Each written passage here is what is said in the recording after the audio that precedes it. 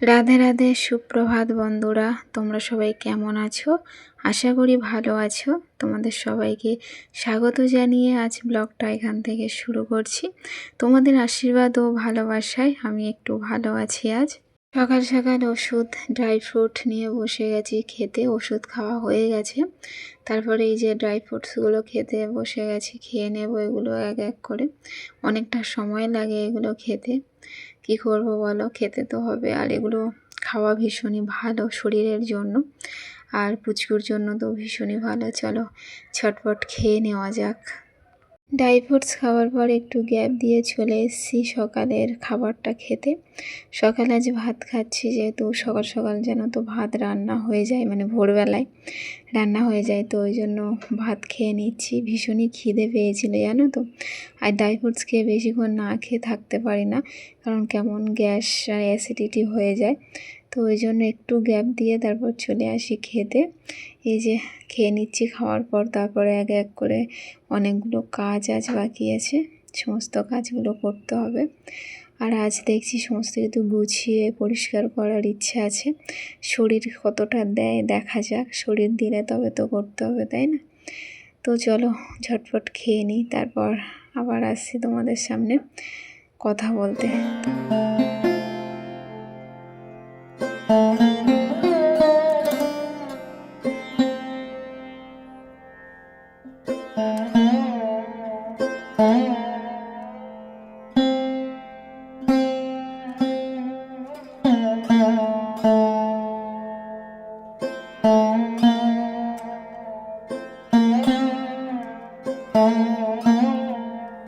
খাওয়ার পর সমস্ত বাসনপত্র মেজে ঘষে পরিষ্কার করে রেখে তারপর এই যে চলে এসেছি বিছানাটাকে গুছিয়ে নিতে।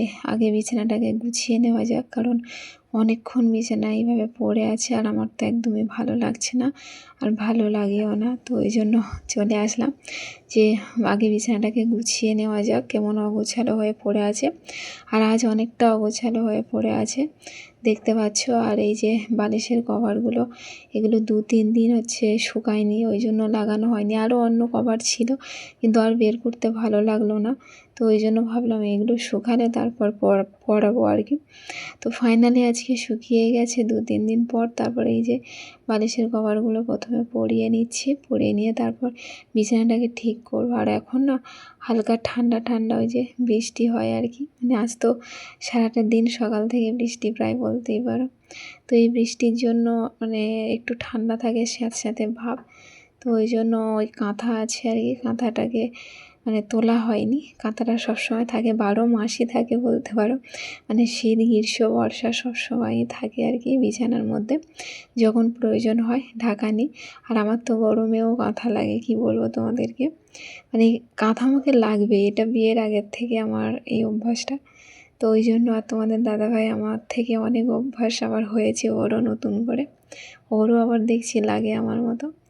তো এটা কাঁথাটা বেশি ভারী না, হালকা একটু ঢাকা নিই, তো হালকা ঠান্ডার জন্য একদম পারফেক্ট বলতে পারো। তো ওই জন্য কাঁথাটাকে দেখো ভাঁজ করে নিই। চলো এবার বিছানাটাকে ঠিক করে নিই, কেমন যেন একটা হয়ে আছে, আমার তো একদমই ভালো লাগছে না। আজ সকাল সকাল এই কাজটা করি, কিন্তু আজ অনেকটা লেট হয়ে গেল এই কাজটা করতে। প্রথমে খেতে চলে গেছিলাম, বা বাকি 2-1টা কাজ করতে চলে গেছিলাম।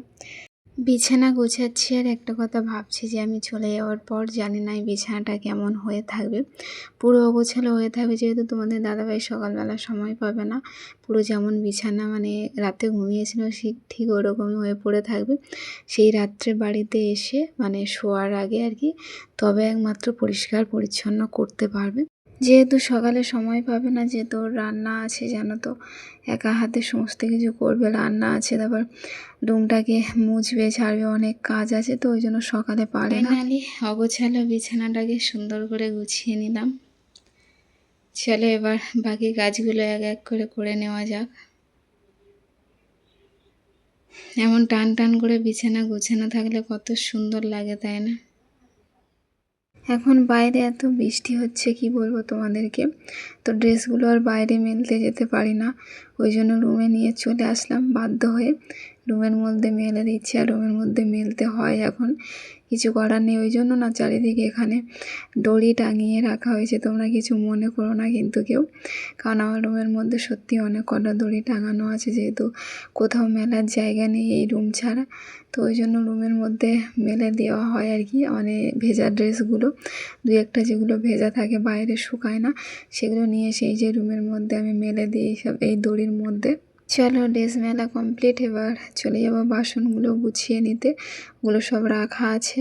আর আজ না একটু ঝটপট কাজ করার চেষ্টা করছি, যত জলদি জলদি এই কাজগুলো করতে পারবো তত দু একটা বাকি এক্সট্রা কাজ আমি করতে পারবো।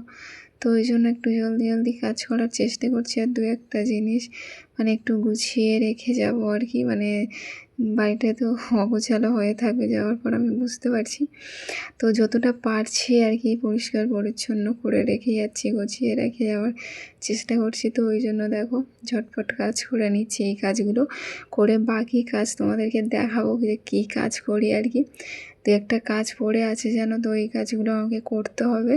আর এই একটা সাথে অনেকটা সুবিধা হয়েছে, তোমরা দেখতে পাচ্ছ খুব সুন্দর করে মানে একটার পর একটা বাসনকে আমি গুছিয়ে রাখতে পারি বা ভাগ ভাগ করে আলাদা করে রাখতে পারি। আগে অসুবিধা হতো, একটা ট্রের মধ্যে অনেকগুলো বাসন একসাথে রাখতে হতো, মানে একটা নিতে হলে আরেকটা সরাতে হতো, বা মানে নিতে অনেকটা প্রবলেম হতো। এখন ভাগ ভাগ করে আলাদা আলাদা রাখি, এখন অনেকটা সুবিধা হয়। বাসন গুছিয়ে চলে আসলাম, এই যে বললাম এক্সট্রা কাজ আছে না, তখন বলছিলাম এই যে এই কাজগুলোই হচ্ছে এক্সট্রা কাজ। মানে এতটা নোংরা পড়েছিল এখানে, গ্যাস ওভেনটা রাখা হতো কেন জানি না, মানে কি কারণে এটা হয়েছে আমার ঠিক জানা নেই। আমার যত মানে মন বলছে যেটা, সেটা হচ্ছে এখানে মানে ঠিকঠাকভাবে মোছা হতো না, বা রান্নার সময় তেল ঠিকরিয়ে পড়তো বা এরকমই কিছু হতো। অন্ধকার জায়গা থাকলে শুনেছি বেশি নোংরাও হয়, তো এই কারণে হয়তো হতে পারে সব জায়গাগুলো নোংরা হয়েছে। এগুলো একটা চামচ দিয়ে এই যে ঘষে ঘষে তুলে নিচ্ছি, আর অনেকটা ধুলো আর নোংরা, মানে তোমরা কতটা বুঝতে পারছো ক্যামেরাতে আমি বুঝতে পারছি না, কিন্তু অনেকটা নোংরা বেরিয়েছে কি বলবো। আর এইগুলো তুলতে গিয়ে মানে যা বিরক্তিকর লাগছিল আর যা কষ্ট হচ্ছিল কি বলবো। এইগুলো ঘষে পরিষ্কার করে তুলে নিয়ে না এই দেওয়ালটার মধ্যে একটা কাগজ লাগিয়ে দেবো, যেটা হচ্ছে আর্ট পেপার বলে। তো এই যে আর্ট পেপারটা নিয়েছি, এই আর্ট পেপারটা শাড়ির মধ্যে পড়েছিল আর কি, মানে শাড়ির মধ্যে থাকে না, তো শাড়ির মধ্যে থেকে বের হয়েছিল নতুন শাড়ি। তো সেই আর্ট পেপারটাই ওয়ালটার মধ্যে মানে দেওয়ালটার মধ্যে লাগিয়ে নিচ্ছি। নিলে কি বলো তো, এই দেওয়ালটা মানে সাদা করা তো, আর দেখো কেমন হলুদ স্পট পড়ে গেছে মানে রান্না করে করে। তো ওই জন্য এটা লাগিয়ে নিলে, এটা যদি নোংরা হয়ে যায় পরে খুলে দিয়ে আবার নতুন লাগানো যাবে, দিলে এই দেওয়ালটাও খুব সুন্দর থাকবে, মানে জায়গাটা খুব সুন্দর পরিষ্কার পরিচ্ছন্ন থাকবে আর কি। তো ওই জন্য এটা অনেক দিন থেকে প্ল্যান ছিল, করা হয়নি। আর ওই বাড়িতে চলে যাবো যেহেতু, অনেক দিনের জন্য অনেক দিন আসবো না, তো তোমাদের দাদাভাই একা রান্না করবে, আর ওর রান্না মানে মানে কি বলবো, চারিদিক তেল ফেল ঠিকরিয়ে রেখে দেবে মানে নোংরা করে আর কি। কী করবো বলো, ছেলেরা তো সব কাজ করবে, এটা তো আর হয় না বলো। তো এই দেখো ওটা করা হয়ে গেছে, তারপরে এই যে র্যাক সুন্দর করে গুছিয়েছি। আর আজ না প্রথম এই যে সেন্টার থেকে মানে খিচুড়ি আসলো আর কি, তো খিচুড়ি আমার যা নিয়ে এসেছিলো, তো সেটাকে যে নিয়ে খেতে বসে গেছি। তো এই প্রথম অনেক দিন পর মানে পেলাম, অনেক দিন পর মানে আমি প্রথম পাচ্ছি আর কি এটা। তো আমি তো ডিম খাই না, ডিমটা ওনাকে দিয়ে দিয়েছি, তারপর খিচুড়িটা আমি খেয়ে নিচ্ছি, একটু খিদেও পেয়েছিল। আজ সকাল থেকে প্রায় খাই খাই ভিডিও তোমরা দেখছো, যে আমি শুধু খেয়েই চলেছি। কী আর করবো বলো, খিদে পেয়েছে, খেয়ে নেওয়া যাক, অনেকটা কাজ তো করলাম। তারপরে এই যে অনেকগুলো কাজ তারপর করেছি, সবটা ক্যামেরা করা হয়নি। তারপর চলে এসেছি স্নানের আগে রুমটাকে ঝাড়ু দিয়ে নিতে, স্নান করে নেব, রুমটাকে ঝাড়ু দিয়ে চলে যাব স্নানে। ওই বাড়িতে চলে যাওয়ার আগে যতটুকু পারছি রুমটাকে একটু একটু করে গুছিয়ে রাখার চেষ্টা করছি, কারণ একসাথে তো অনেকগুলো কাজ করতে পারবো না এই অবস্থায়, তাও এই অবস্থায় মানে যেখানে ডক্টর কিনা আমাকে মানে রেস্ট থাকতে বলেছে, টুকটাক মানে কাজ যতটুকু শরীর দেবে করতে বলেছে, রিস্ক বা এরকমই মানে কষ্ট জাতীয় কোনো কাজ করতে মানা করে দিয়েছে। তারপরও আমি মানে এইগুলো করেই চলেছি, এই অবস্থাতে কী আর করা যাবে বলো, আমি ছাড়া আর কে করবে। তো এই ভেবে সমস্ত কিছু করছি আর কি। দুপুরবেলা স্নানের পর তারপর লাঞ্চ করে নিয়েছিলাম, তারপর আর তোমাদের সামনে আসা হয়নি। এখন চলে আসলাম সন্ধ্যাবেলা, মানে সন্ধ্যার বেশি হয়ে গেছে। সন্ধ্যা ধরিয়ে সব কিছু করে তারপরে এই যে চলে এসেছি সবজি কেটে নিতে।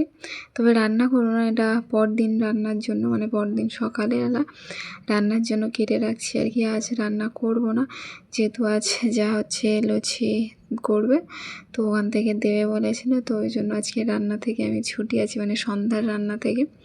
তো দেখো ঝটপট এইগুলোকে কেটে নিয়ে রেখে দেবো, কাল সুবিধা হবে সকালবেলা, যেহেতু এখন বুঝতে পারছি উনানে রান্না করতে হচ্ছে, তো একটু সময় লাগে, তো যার জন্য আগের থেকে কেটে রাখলে সুবিধা হয় আর কি। তো ব্লগটা আর বেশি বাড়াবো না, এখানেই শেষ করব। তো আমার ব্লগ যদি ভালো লাগে তো লাইক কমেন্ট শেয়ার ও সাবস্ক্রাইব করে দিও, সাপোর্ট করো, পাশে থেকো। দেখা হবে পরবর্তী নতুন একটা ব্লগের সাথে। ততক্ষণের জন্য তোমরা ভালো থেকো, সুস্থ থেকো। আর যারা অলরেডি সাবস্ক্রাইব করে দিয়েছো তাদেরকে অসংখ্য ধন্যবাদ।